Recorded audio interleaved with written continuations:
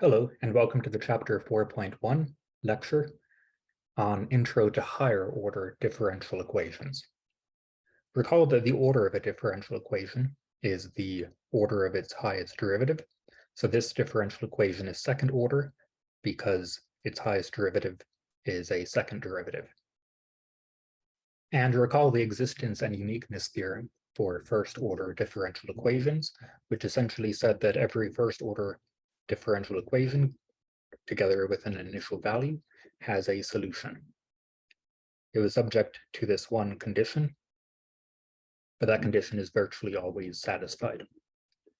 There is an analog for higher order differential equations, which is that given an nth order differential equation together with n initial conditions specifying the value at a given point, the second derivative at that same point, etc., then it also has a unique solution if it is linear.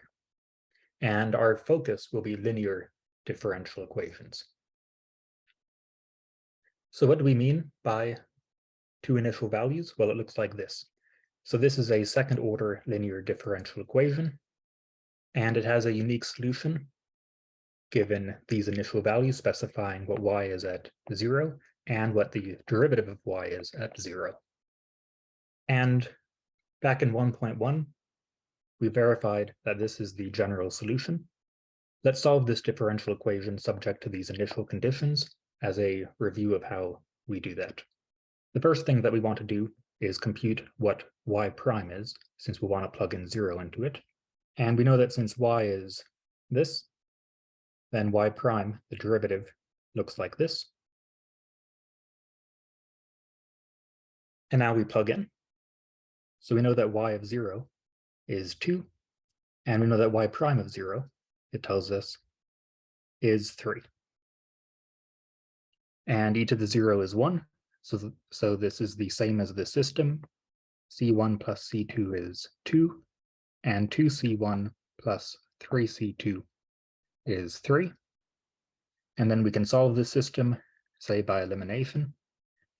So we'll subtract 2 times the first equation from the second, because that will eliminate one of the constants.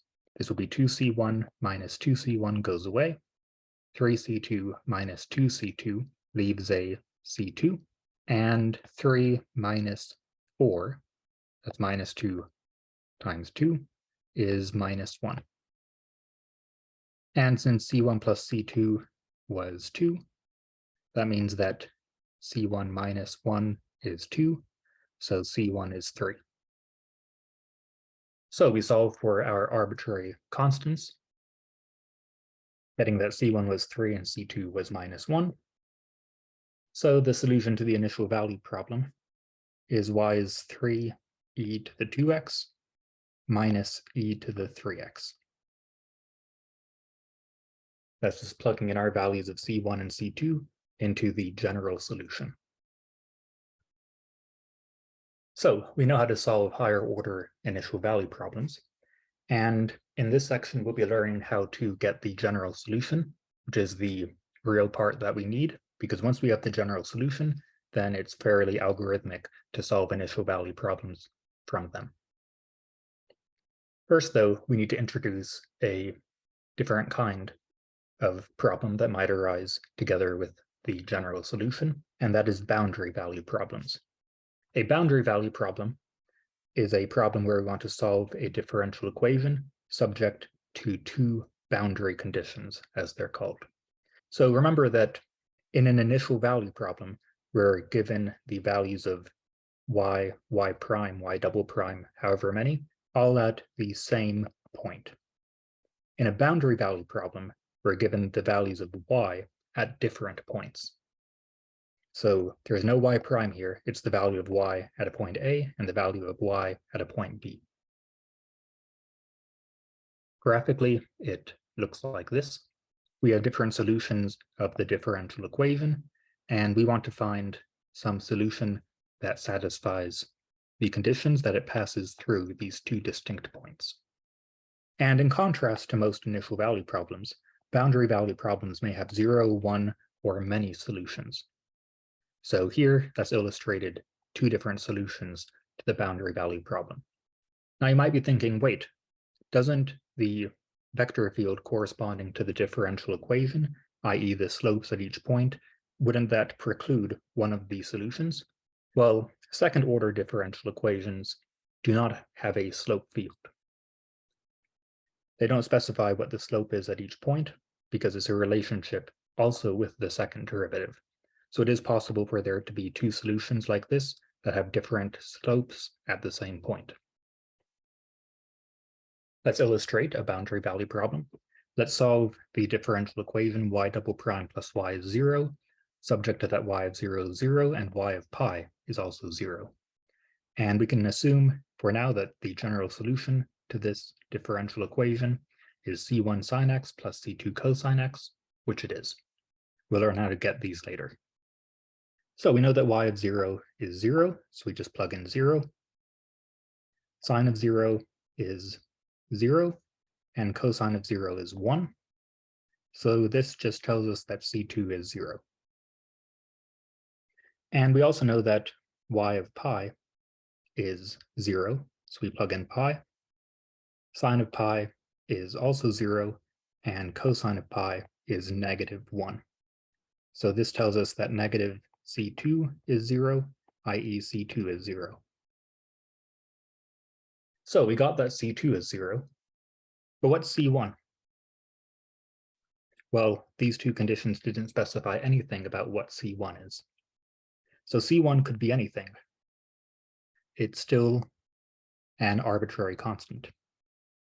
So the solution to this boundary value problem is y is c1 sine x plus 0 cosine x, plugging in. So therefore y is c times sine x. We'll just rename c1 to c, since now there's only one arbitrary constant left. And to be clear, that means that this has infinitely many solutions. It's not all solutions in the general solution, but it is still infinitely many solutions. So that illustrates that boundary value problems can have infinitely many solutions. In other cases, we might get a contradiction and then it would have no solutions. And in some cases, it would have exactly one solution. So you go ahead and try your hand. I encourage you to pause the video, solve this boundary value problem, y of 0 is 0, y of 1 is 2, given that the general solution is this. Pause the video. Okay, so we plug in our two boundaries. Plugging in y of 0, it's this. Here we have an x down there. There's the 0 plugging in there. And that's 0. The only thing left is that c1 equals 0. So c1 is 0. And we're given y of 1. Y of 1 is now 0 e to the x plus c2 times 1 times e to the 1. And we know that that is 2. And thus c2 is 2 over e, i.e. 2 times e to the minus 1. 1 over e is e to the minus 1. So the solution is y is 0 e to the x plus 2 e to the minus 1 x e to the x. That's naturally 0. And that's what remains. And if we want, and we probably do want to do this, we can use exponential laws, combining those two exponents, and y is 2x times e to the x minus 1. So that is a unique solution for this boundary value problem. Now, for solving higher order differential equations, we'll need a fair amount of vocabulary before we get into it. First, a homogeneous linear differential equation is just a linear differential equation where the right-hand side is 0. While if the right-hand side is not 0, it's said to be non-homogeneous.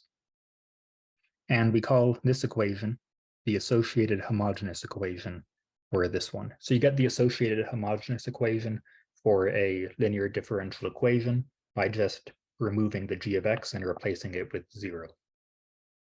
just to make clear what we mean, here's a non-homogeneous linear differential equation, xy double prime plus 2y prime plus 3y is e to the x, while here is the associated homogeneous linear differential equation. We just take the first differential equation and replace the right-hand side with 0. And that right-hand side being 0 makes it homogeneous. This guy is non-homogeneous.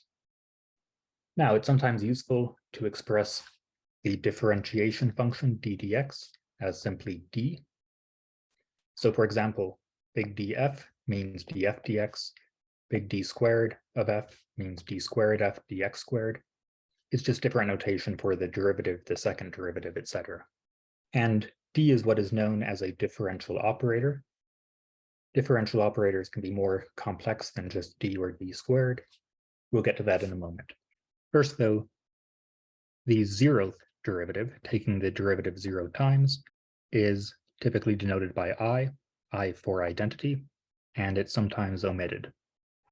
So d by itself is not the only differential operator. We define an nth order differential operator, where we use the notation L for that, to be an x times d to the n, that's the nth derivative, plus etc. And remember that for this guy, there's kind of an invisible I there for taking the derivative 0 times. So I know that this notation can be sometimes abstruse at first glance. Let's illustrate what we mean. If L is x d squared plus d plus sine x, what is L of x cubed?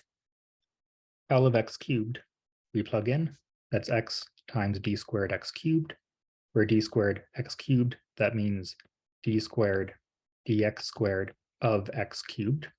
We're taking the second derivative of x cubed there, plus dx cubed.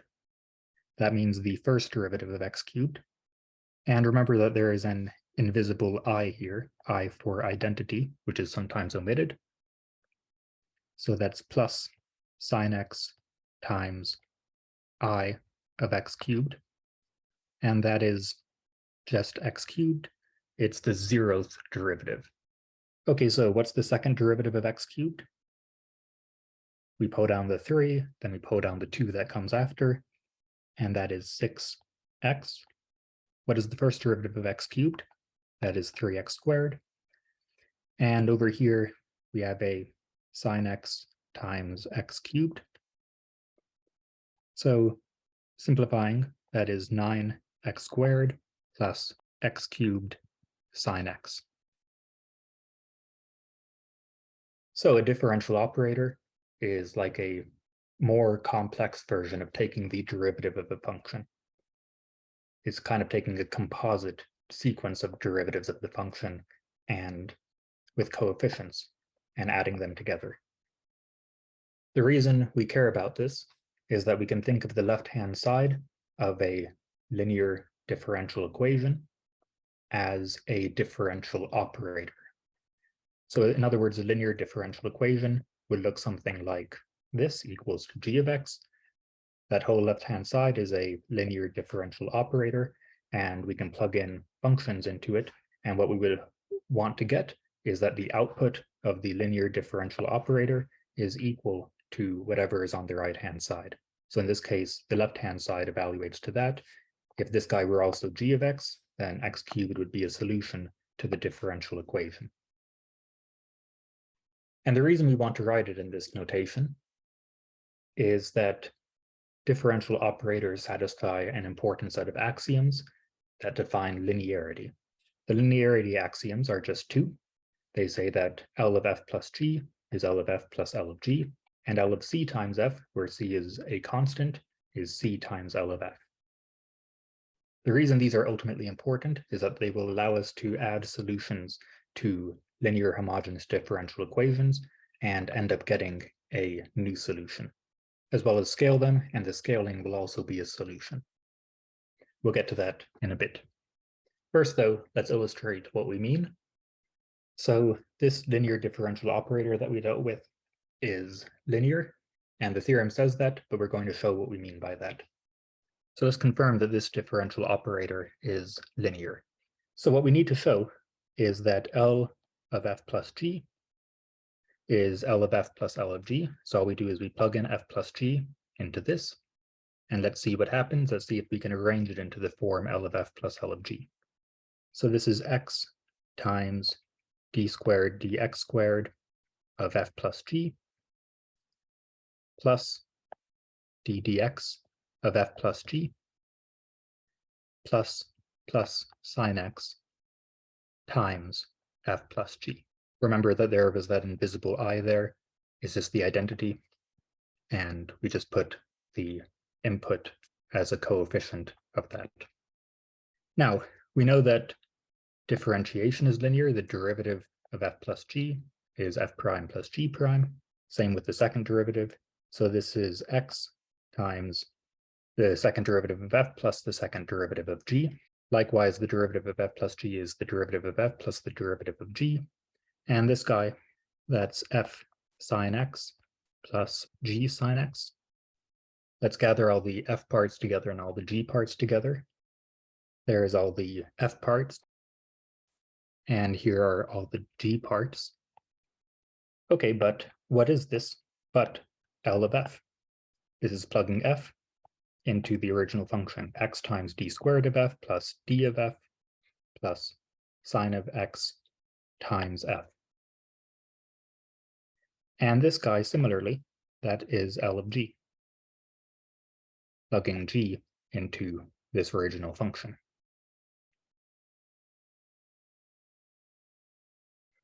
So that proves that L of f plus g is L of f plus L of g. So this satisfies the first of the two axioms. And we can also confirm this for the second axiom, which is actually easier. All that we'll end up doing is pulling out the c. Let's do that. Okay, so we just confirmed that first one. Now we do the second one. What is L of c times f? Well, plug in, and it's that.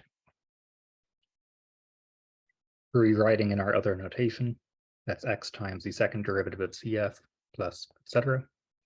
And we know that we can pull constants out of derivatives. So let's do that. And now we factor out that constant from the whole thing.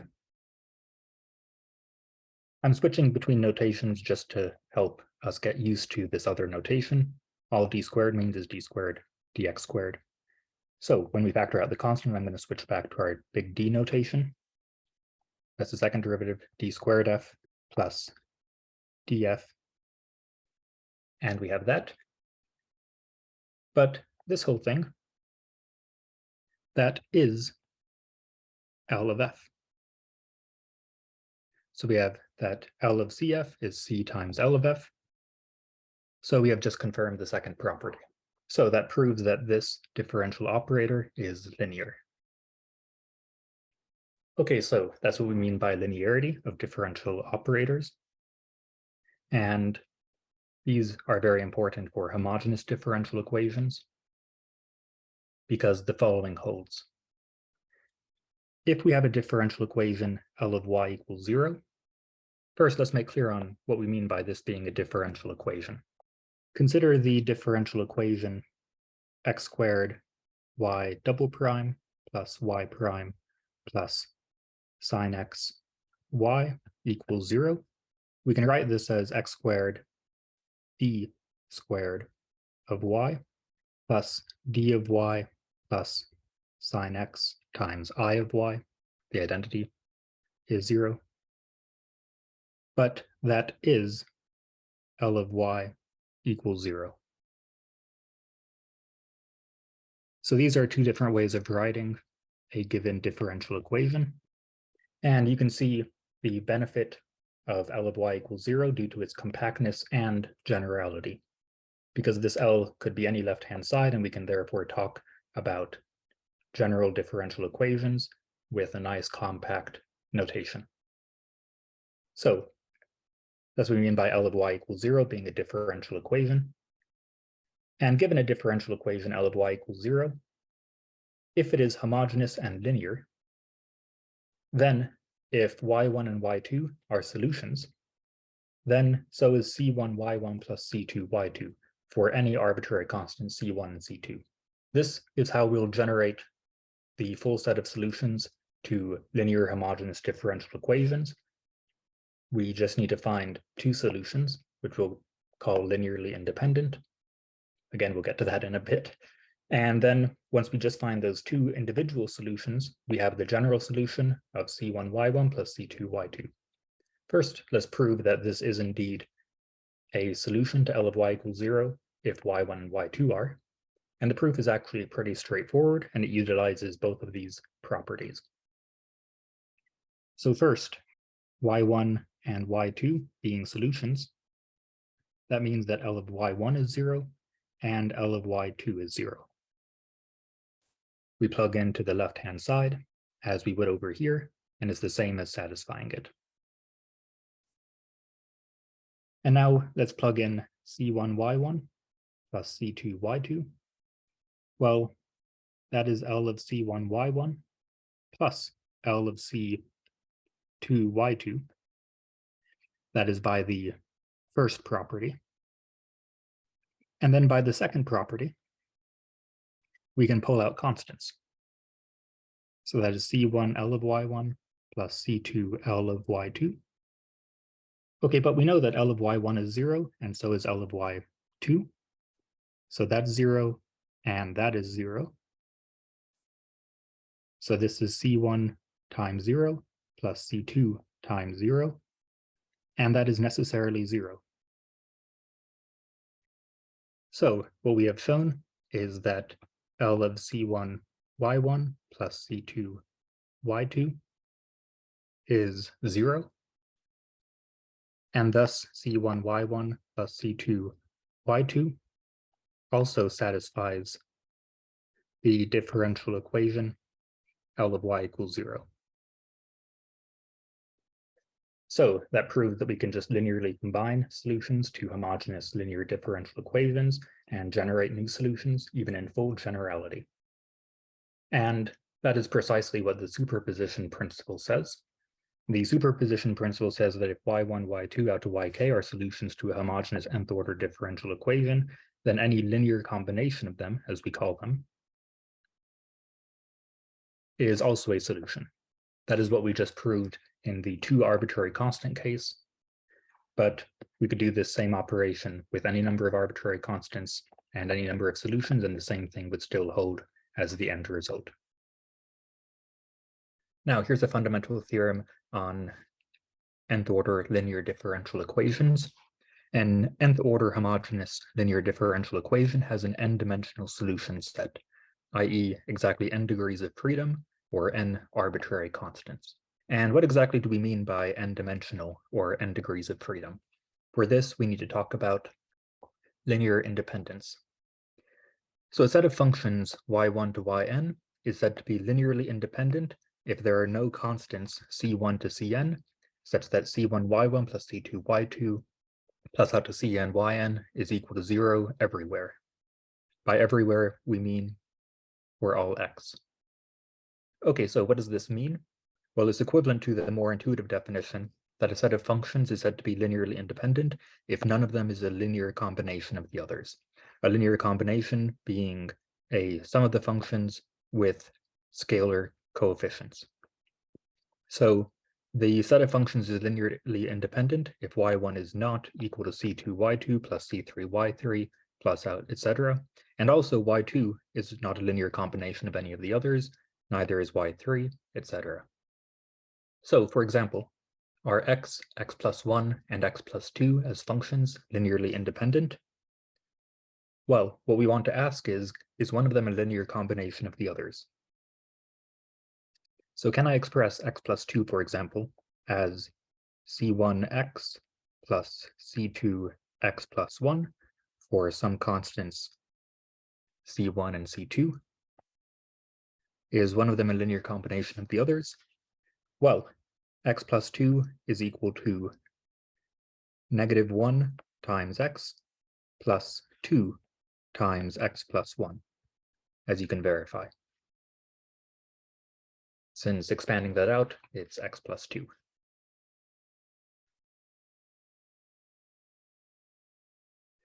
So this means that they are linearly dependent, i.e. not independent.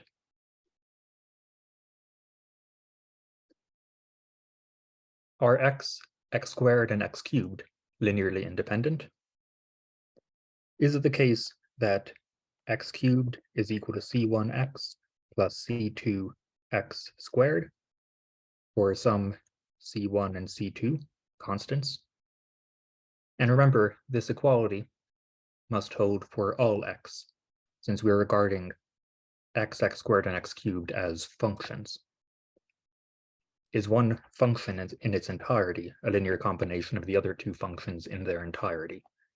As in this case, where yes, for all x plus 2 is this linear combination of the first two functions.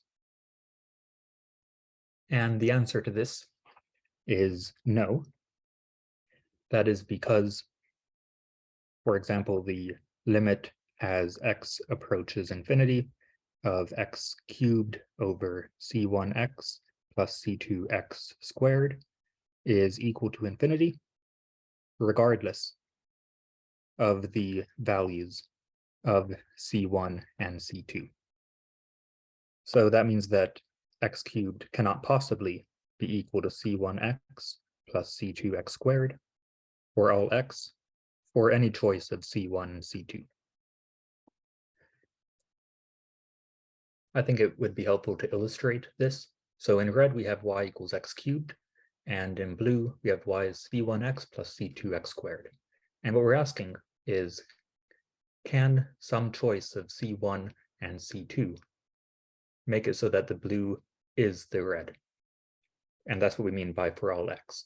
And you can see that no matter what c1 and c2 are, then it can't possibly be the red. Another way to see why is that no matter what c1 and c2 are, it's going to be a parabola of some kind, which can't possibly be the cubic curve. So x cubed is not a linear combination of x and x squared, so they are linearly independent. And technically, we also need to check that x is not a linear combination of x squared and x cubed, and x squared is not a linear combination of x and x cubed, and that is the case. Are x, e to the x, and sine x linearly independent? Go ahead and think about this. Can one of them be expressed as a linear combination of the others? No, x is not equal to c1 e to the x plus c2 sine x for all x for any c1 and c2. And e to the x is not equal to c1x plus c2 sine x for all x for any c1 and c2. And sine x is not equal to c1x plus c2 e to the x for all x for any c1 and c2. So yes, they are independent. One way to see this is, so x is linear, and if c1 is not 0, then this e to the x makes it grow exponentially. It can't possibly be a straight line. And if c1 is 0, then this guy just oscillates up and down. It's not a straight line like y equals x is. Similarly, e to the x grows exponentially. c1x plus c2 sine x does not, and sine x moves up and down. c1x plus c2 e to the x can never move up and down, no matter what c1 and c2 are. Again, think of the Desmos illustration that we just did. It's similar to that, but for these functions. Sometimes it can be trickier. Are 4 sine squared x and 2 cosine x linearly independent? The answer to this is actually no. That is because 4, and remember that when we say 4, we're regarding that as a function. This is the function y is equal to 4. 4 is equal to 4 sine squared x plus 2 times 2 cosine squared x. So in this case, that 4 is our c1, and this 2 is our c2. And why is this the case? Well, we can factor out that 4, and we wind up with our Pythagorean trigonometric identity. Sine squared plus cosine squared is 1. So this is indeed true for all x. So we would say that these are linearly dependent because one of them is a linear combination of the others. Okay, so here's Desmos. We're wondering if the function y equals 4 is a linear combination of sine squared and 2 cosine squared. So are there any C1 and C2 that make the blue line align with the red line? So C1 varies. Nope, it looks like it doesn't align, at least not for that value of C2. But what we found is that when C1 is 4 and C2 is 2, look what happens. Yes, the blue and red become the same. And 4 is that linear combination of the other two functions. Are these functions linearly independent? Can one of them be expressed as a linear combination of the others? Well, is 0 equal to c1x plus c2 e to the x, or all x for any c1 and c2? Well, 0 is 0x plus 0 e to the x. So one of them is a linear combination of the others. So these are linearly dependent as well, similar to this, i.e. not independent. And no matter what the other functions are, then the existence of 0 in the set makes them dependent. If 0 is in the set of functions, it's automatically going to be a linearly dependent set due to this simple choice of C1 and C2. Yep, so the moral is whenever 0 is in the set, it's automatically not linearly independent, i.e. automatically dependent. So now we can state what we meant by this more clearly. An nth order linear homogeneous differential equation has an n-dimensional solution set. More specifically, it has n linearly independent solutions. And a set of n linearly independent solutions to an nth order homogeneous linear differential equation is called a fundamental solution set. Why is it called a fundamental solution set? Well, because if y1 to yn is a fundamental solution set, then by the superposition principle, the general solution will be c1y1 plus c2y2 plus out to cn yn. So, for example, show that 1 over x comma x to the fourth is a fundamental solution set to this equation. Well, first, both 1 over x and x to the fourth are solutions, which we can verify by just plugging in and, well, verifying it satisfies the equality. And 2, we also need to check that they're linearly independent. And these are linearly independent because, for example, x to the fourth is not equal to c times 1 over x. You can call that c1 if you want. For all x, for any possible value of that constant, since x to the fourth approaches infinity, 1 over x approaches 0, and also 1 over x is not equal to x to the fourth as functions, i.e. for all x, for any constant. So in the case of just two functions, it becomes much easier to verify linear independence because it's asking just is one of them a scalar or multiple of the other. And these two, together with that, this is a second order differential equation, and these are two linearly independent solutions. So this is a second order linear homogeneous differential equation with two linearly independent solutions given by these, and that makes it a fundamental solution set. 2 and second order linearly independent solutions. Now, let's apply the superposition principle that we proved to generate a full general solution. And by superposition, y is c1 times 1 over x plus c2 times x to the fourth is also a solution.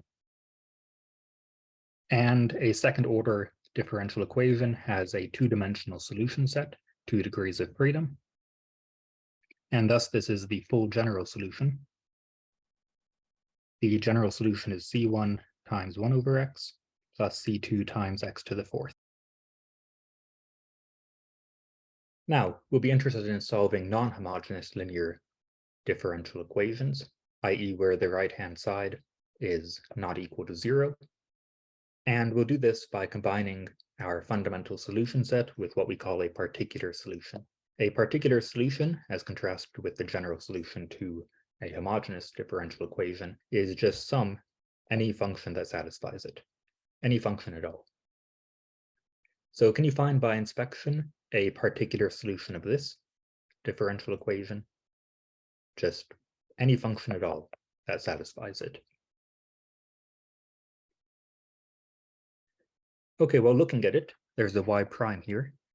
This 2x, maybe we can try x squared because the derivative of x squared is 2x.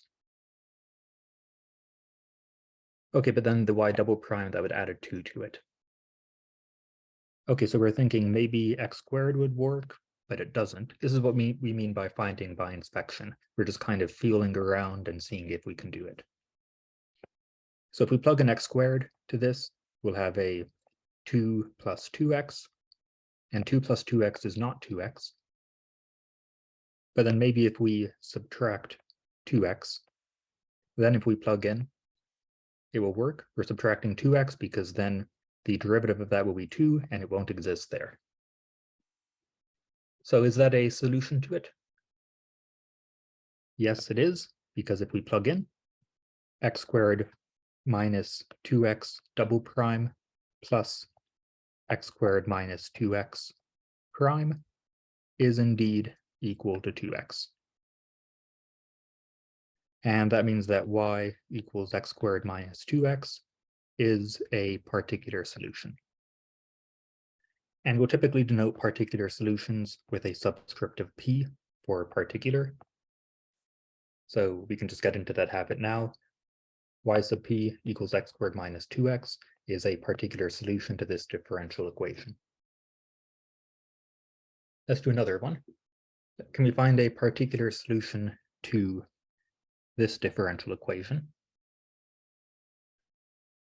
Okay, so the right-hand side is x, and here we have derivatives. Maybe if we just plug in x, it will work.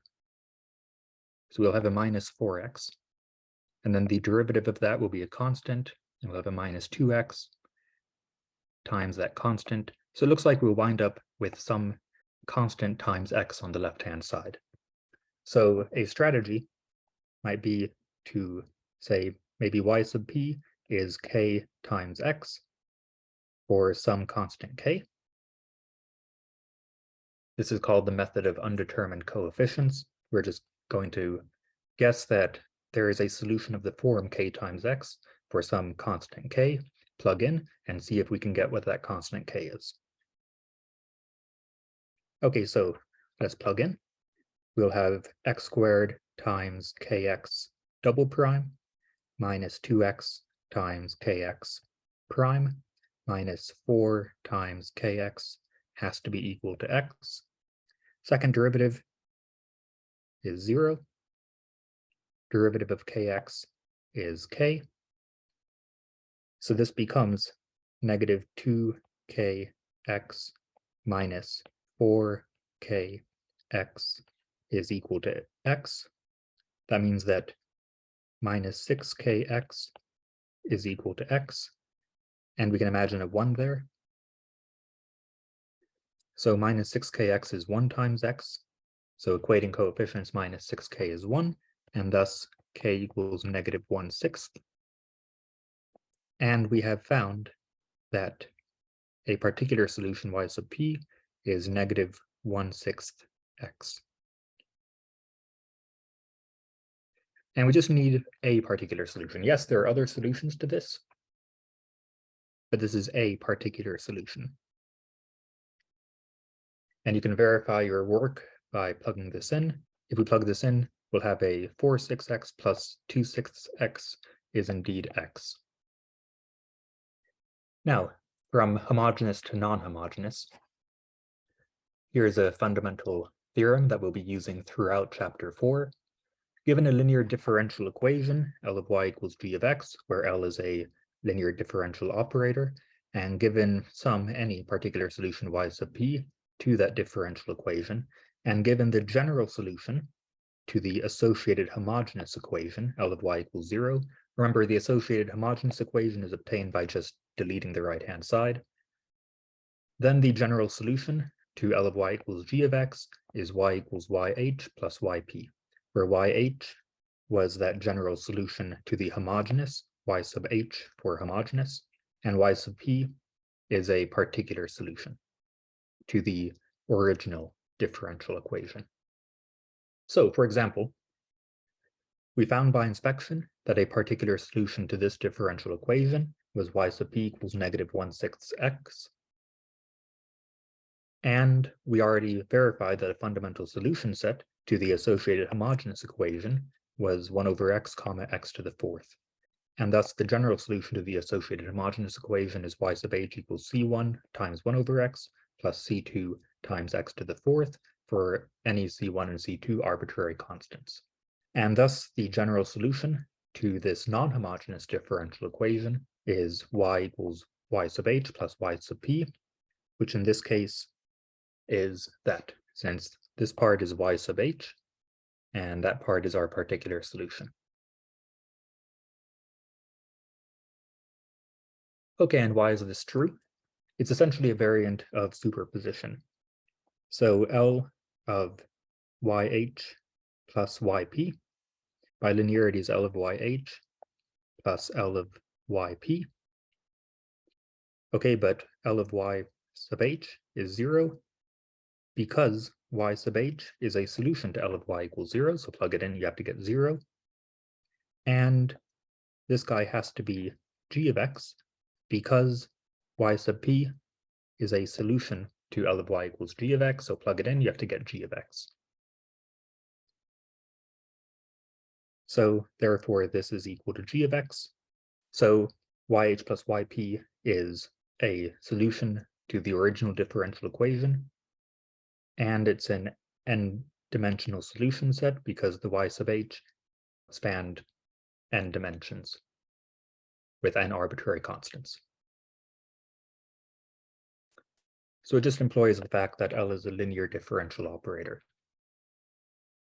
And that does conclude the main content of this section. I just want to cover one final thing, which we technically did cover, but I want to make more clear what we meant by it.